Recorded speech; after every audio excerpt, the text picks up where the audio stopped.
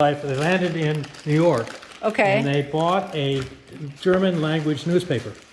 And by 1880, they had built it up to this size. It was the third largest circulating newspaper in all of New York. Okay. When she died in 1882 or so, she'd had 3 daughters and a son. The son hated New York, hated the whole, and by then she had remarried. Her husband had died, and she married this guy named Ottendorfer, and she died. And when she died, the New York Times said she was given the largest funeral a woman had ever been given in New York City, with 100 carriages following the hearse over to Brooklyn to bury her, because they were incredibly philanthropic. They gave money to all kinds of things. There's even a library called the Ottendorfer Library that's a public library in downtown Manhattan today.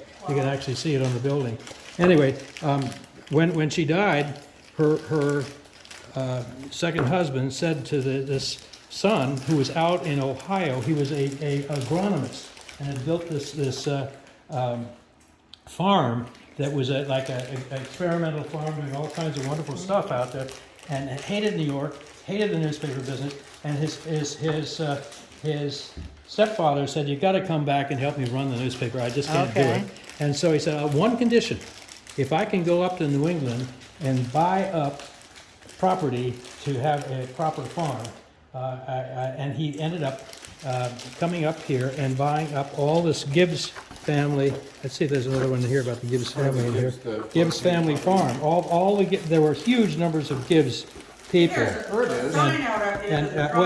That's what he built all these buildings for, and he ended up, rather than being an agronomist, he ended up raising cattle, and was known to be the place for people to come for about 20 years that were looking for wonderful cattle to raise. And what whatever. year was this? He started buying the property in about 1890, and by 1910 the property was about 2,500 acres. Wow. And all these beautiful these barns. Yeah, Whatever, I'll the take barns pictures that of are, those. what's left of them. So we'll pull this thing out of here. But he built all these things. The kid from New York, his daddy bought him this, and then they sold it